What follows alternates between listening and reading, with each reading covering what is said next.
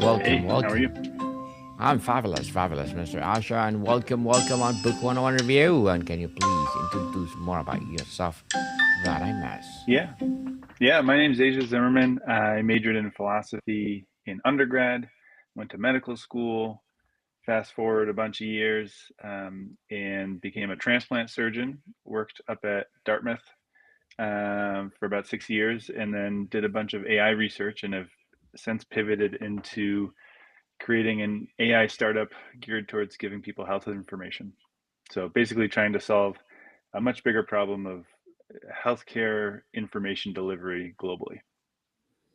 Yes, and thank you so much for sharing your knowledge and wisdom to the world, Mr. Asha. Thank you, thank you, thank you. And today, let's talk about AI in healthcare. Tell us, we often hear AI described as transformative for healthcare. Beyond the hype, what is the most profound practical shift you believe AI is enabling right now?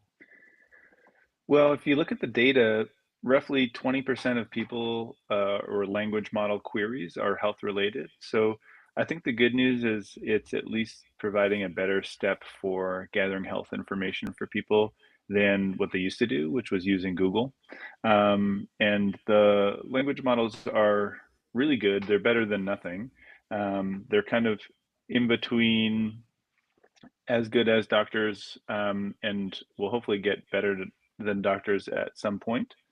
Um, but yeah, they. I think for right now, the best.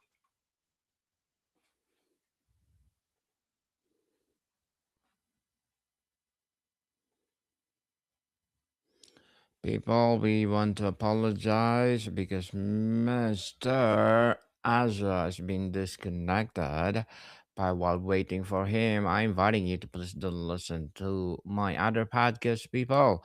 My other podcast, because my abstract essay is already in fifth season, abstract poetry in second season, and mob book 101 review in fifth season too. Comedy 101 in second season, and mod food 101 in fifth season as well. So Mr. Asha is here. So let's do continue our discussion. Mr. Asha, how would you define success for an AI tool in a clinical setting? Is it about augmenting the human professional, replacing a task, or something else entirely? Yeah, I think it's going to be something that is similar to how autonomous vehicles have kind of been rolled out. At first, it's going to involve a human in a loop, is my guess, and so they're going to be used to help physicians, help patients. You'll still go to your physician, and they'll check over everything. And then at some point, once enough data is gathered and the models continue to improve, people will realize that they're really getting quite good. And my guess is you'll have less and less human involvement over time. And, if the analogy of self-driving cars holds up right now in California, people are intentionally waiting longer to wait for a Waymo that's driverless than to use an Uber that has a driver. And I think eventually the data will show that, they're probably safer.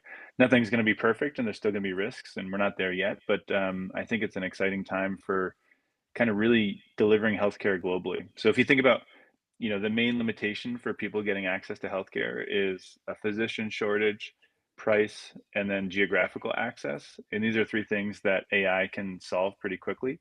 Um, and especially if you compare it to the alternative for those patients who don't have access to healthcare. The alternative is nothing or Google. And even though AI might not be quite on the level of doctor performance, it's really close and closing in, and it's drastically cheaper. So a typical doctor interaction for AI costs less than a penny. So quite a bit cheaper, and the value of care delivery can really improve with that. Cheaper and, well, good for everybody for sure. And you work at the intersection of technology and human healing. How do you balance the incredible power of algorithmic precision with the irreplaceable art of patient care. Yeah, I think there's two important things to learn here. One is that I don't think doctors are going away. I think their role will just change to be more of a caregiver and a supportive role. And two is that if you look at, have you heard of alpha schools, the school system where they're using AI more? No. Um, Can they you basically tell use us about it? AI. Yeah, they use AI and they basically do 2 hours of concentrated teaching in the morning. And their students are, much ahead of where most other students are at the same age level. And they still have teachers which take on more of a mentorship role. And so the AI can, oftentimes do a lot of the work that doctors don't want to be doing, and the doctors can focus on really patient counseling, decision making, understanding their results, all of these kind of things, which in a 15-minute doctor visit, you don't really have time to do. Interesting, and for sure, something to look forward for it. On diagnosis, treatment, and patient care, Mr. Asher. In diagnostics, AI can now often identify patterns invisible to the human eye. What does it mean for the future role of specialists like radiologists and pathologists? Yeah, this is a really exciting field where I think it's going to expand what we can do. There's been reports where images of retinal scans are able to determine a person's biologic sex at birth. And what's really interesting about that is that humans were never able to do that. So it can pick up patterns that we were otherwise unaware of. And the speed at which these things learn is really good. And I think um, it's going to be helpful to have more information. It's going to take us a while to figure out what to do with that information, but it's a helpful process to have more information in diagnostic areas like radiology and ophthalmology. So I think adding in these adjuncts is just going to enable us to do a lot better job of making sure we're not missing things, screening for new things that we didn't previously know we could diagnose with, say, an X-ray or a CT scan. So it's really opening up a whole new frontier that I'm personally really excited about. Yes, for sure. Everybody will excited for this new breakthrough. A major company is personalized medicine. Can you give us a vision of how AI might tailor not just drug regimens but entire care pathways for individual patients? Yeah, absolutely. I mean, I try and think about this from a patient's perspective, not a doctor's perspective. So, for me, if my daughter has a new medical problem, in the best case scenario, right, I can just call up her doctor, tell them what's going on. They'll give me an idea what's happening, call in a prescription, and then they'll in ideal world, which doesn't exist, they'll even call the next day and see how she's doing, and they'll let me know about potential side effects of the medications, and they'll check in every day, and I think personalized care is possible now, given that we have these language models and agents which can actually autonomously act. So following up the next day, or getting feedback, or when you go to pick up your prescription, knowing exactly when you pick it up and telling you about the things you need to worry about. So that's all really personalized. But if you're getting to the question about personalized medicine, where you might have an AI that knows all of your prior labs, and it knows all of your prior medical history. And it might even know, it'll be interesting once people start including genetic information, but it might know risk factors for having a reaction to a medication you're prescribed. So all of these things are wildly more feasible when we have technologies that can work 24/7 and have kind of uh, relatively limitless bandwidth to do those kind of things. These are things that doctors aren't able to do, mostly because of time constraints and the number of patients that they're seeing. Mr. Asher, where is AI having the most significant impact on a patient's experience outside of doctor's office, perhaps in managing chronic conditions or mental health? Yeah, there's some really great research going on at Dartmouth right now, where they are using language models to um, essentially deliver cognitive behavioral therapy, and they're noticing really good results. I'm excited to see where that research goes because I think, maybe 5 or 10 years from now, you could have basically your own personal coach slash um, therapist in your pocket, and it could help you work through any problems that you may encounter. Like I said, most of the limitations in medicine are related to provider time. So right now, most people who are seeing a therapist or a counselor are probably seeing them once a week, maybe twice a week in terms of crisis. But if you have something that performs as good as um, a therapist and is available 24/7 whenever you need it, it really opens up a world of possibilities for people. The world of possibilities. When we talk about AI in healthcare, much focus is on hospitals. How is or can I revolutionize care in underserved or remote communities? Yeah, we are actually working with a group called Mary Global Health. It's run by a group of people in Ghana, one of who goes to Dartmouth College, and that's how we connected.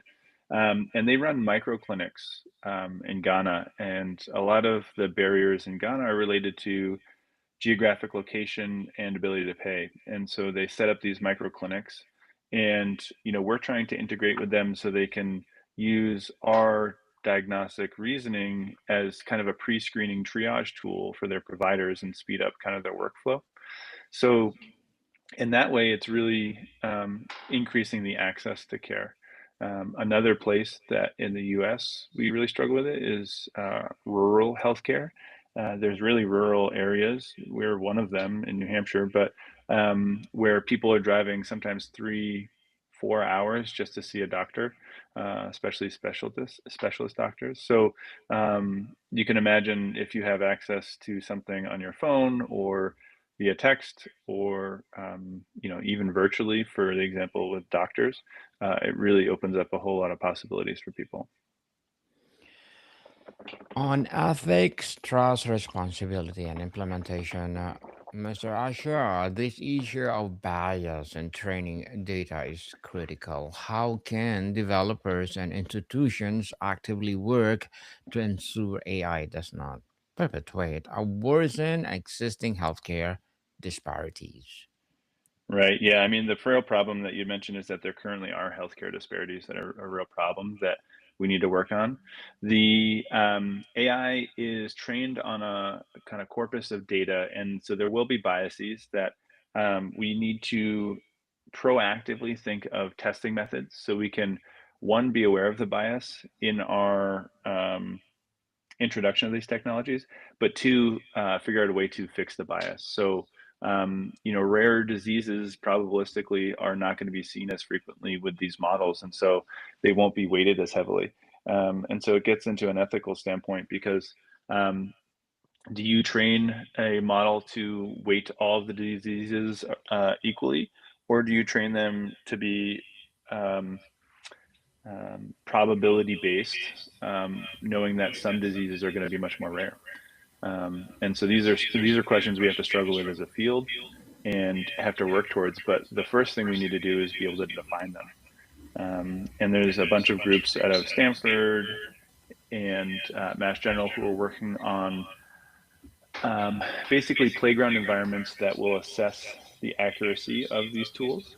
And it's going to be important that they include biases as well. Who is the ultimately responsible when assisted diagnosis is wrong? How can we building the legal and ethical frameworks for this new paradigm or shared decision making? Yeah, no, this is a really good question. I don't think there's a great answer.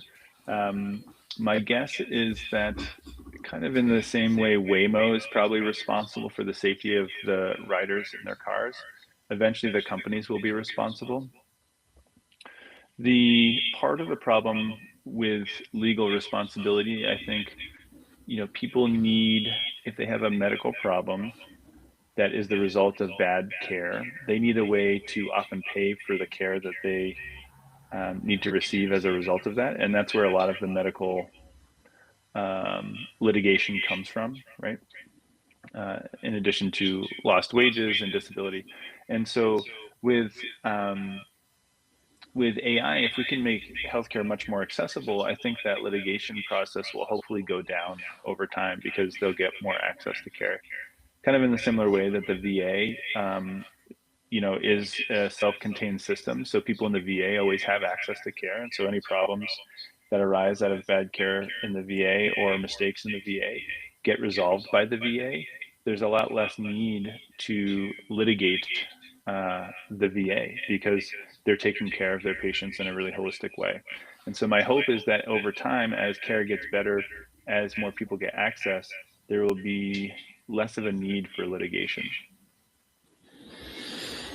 Mr. Asha, what are your short term and long term goals as a transplant surgeon as well as health AI startup founder?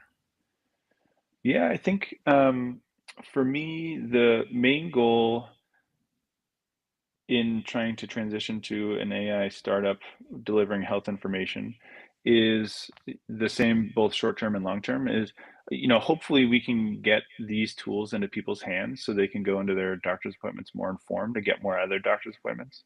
They can ask the right questions, know what labs they need to advocate for themselves. And my hope is that if we can improve the quality of care people are getting, globally, that I'll be able to help a lot more people through a startup like this than I would ever be able to help as a transplant surgeon. And so for me, it's really the main goal is to do good work and help people and creating kind of a movement to um, get more people invested in their health and more people who are really trying to get the most out of their healthcare visits. So even if helping, 10, 15, 20 people through creating an app, that's a win for me. And the more people we help, the better. And the good news is that this technology is scalable. And so it's really just about people knowing about it and getting good care. A good care indeed. And good luck to your goals, Mr. Asha, and looking forward for more success. And what will be your piece of advice for those people out there who want to be a founder like you as well as a surgeon? Oh, I mean, to get to the title of the podcast, I would say read books. They're the best value. Most of the big questions in life have already been answered. I think, as I mentioned before, one of my favorites is The Practicing Stoic by Wadsworth. It's a really good book on kind of how to organize your life and figure out what your goals are, and then also how to interpret the things that are happening around you and how to be a good judge and observer of those things.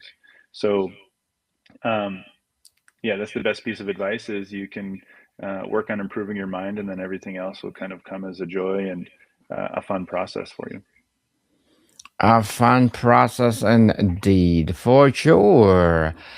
And thank you for that, Mr. Asha. Thank you for that advice and for that recommended book as well.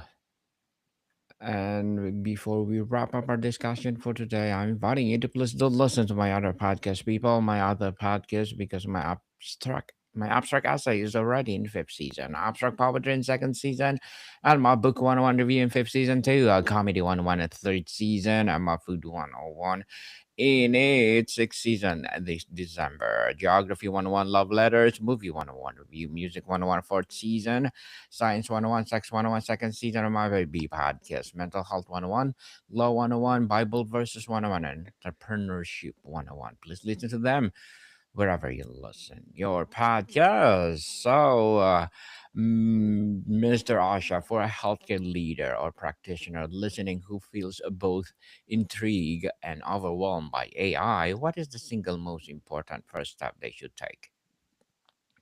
Oh, I think for healthcare providers to kind of explore the models and see how good they are. I think most people will be impressed with, kind of giving them hard cases. They're really quite good at figuring cases out. There's some studies with particularly difficult cases in the New England Journal of Medicine, where AI outperforms doctors. And so I think getting an idea that these are going to be really good and figuring out how to use them safely in a HIPAA compliant way in your practice can hopefully help you deliver care better.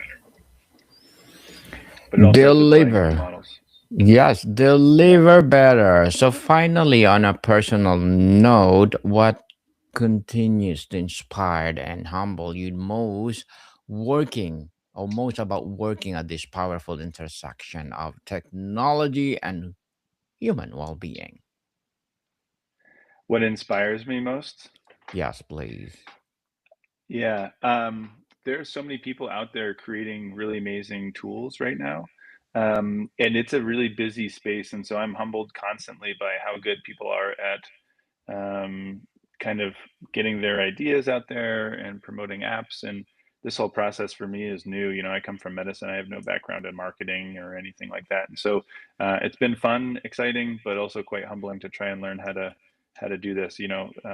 Creating the app was actually the easy part, but working on building a company is very humbling. So Very humbling indeed. And thank you so much for sharing your knowledge and wisdom to the world, Mr. Asha. Thank you, thank you, thank you. So can you please thank you, invite, Brian.